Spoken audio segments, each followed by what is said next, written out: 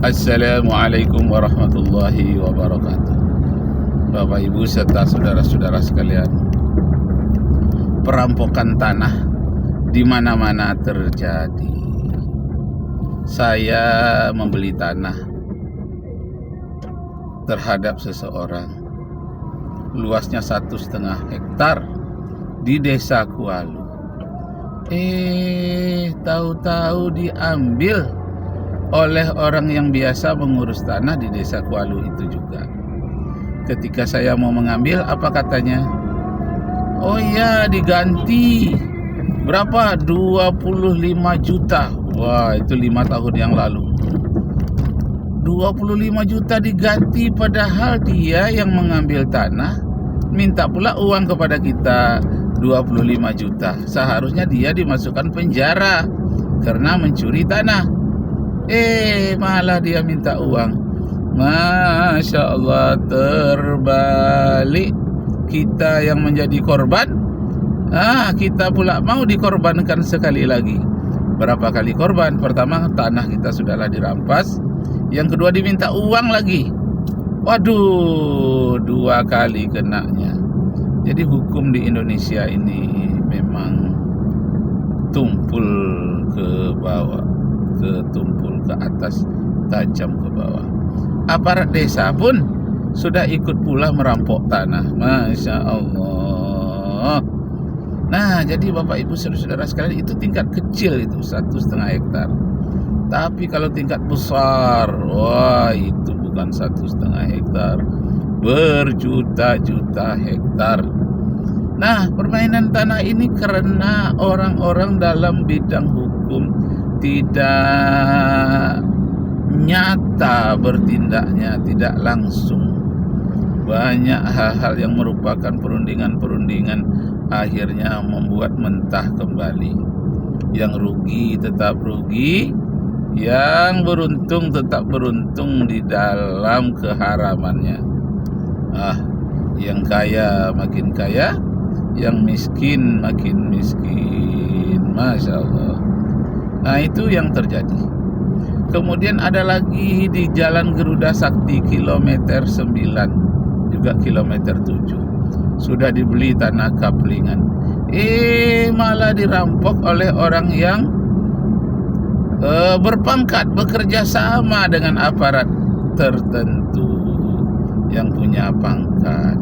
Baru dia masuk setahun yang lalu. Padahal tanah itu sudah dibeli, ada suratnya, itu 20 tahun yang lalu. Masya Allah. Ketika akan ditanam, akan dipagari, akan dimanfaatkan, tahu-tahu sudah dipagar orang dengan diletakkan anjing di dalam pagar orang yang menguasainya.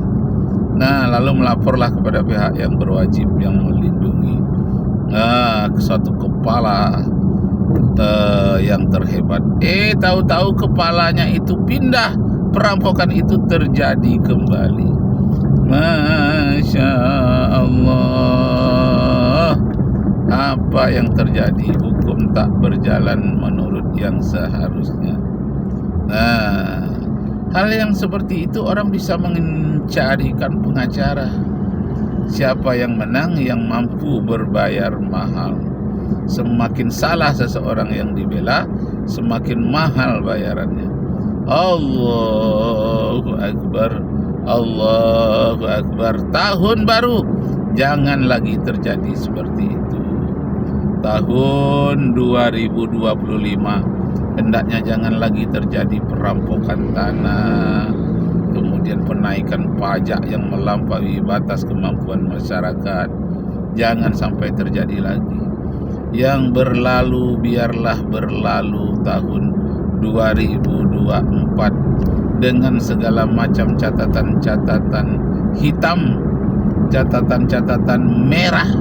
Memang ada juga catatan-catatan hijau dan biru, tetapi catatan merahnya lebih banyak. Karena itu, Bapak Ibu saudara-saudara sekalian, kita perlu memperkuat ukhuwah Islamiyah, tali persaudaraan.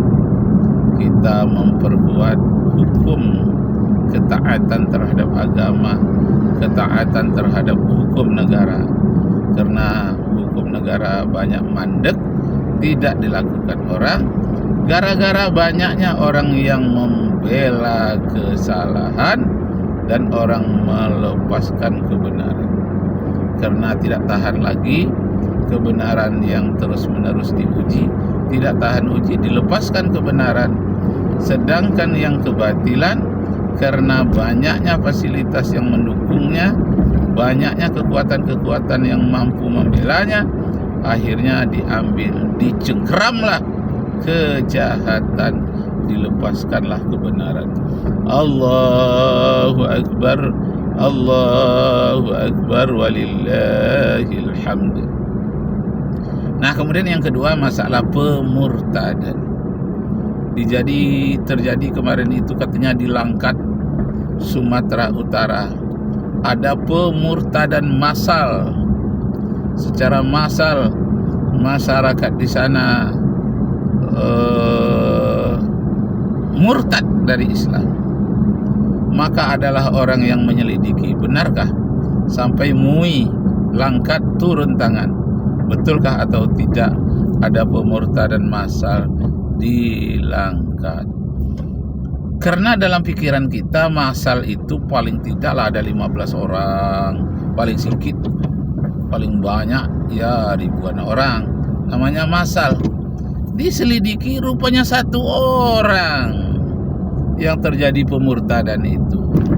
Lalu ditemui berinisial N, yang memurtadkan itu inisial J.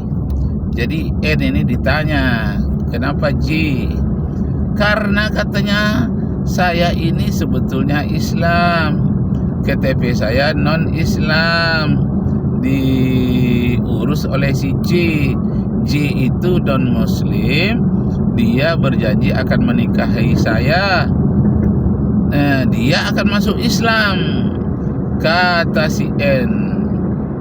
Rupanya si C tadi malah jadi terbalik, yang si N tadi yang harus dimurtadkan. Anehnya, setelah dirayu-rayu, rela pula lah si N ini untuk dimurtadkan. Lalu dia dibuatkan catatan, tidak dinikahkan di rumah ibadah atau di kantor KUA, tapi dibuat surat perjanjian pernikahan. Nanti akan dibawakan ke kantor catatan sipil. Nah, diperiksalah KTP-nya, sudah berubah dari muslim non-muslim. Tapi anehnya KTP-nya itu fotonya masih tetap pakai jilbab si Ed ini. Fotonya pakai jilbab. Tapi tulisan di KTP-nya itu non-muslim. Kejanggalan yang luar biasa. Disangka terjadi pemurtadan massal, rupanya tidak. Berita yang berlebih-lebihan. Allahu Akbar, Allahu Akbar, walillahil hamd. Banyaknya terjadi hal-hal yang di luar dugaan. Banyaknya terjadi hal-hal yang menipu belaka.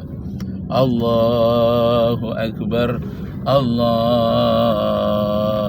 Akbar, Allahu Akbar, walillahil hamd.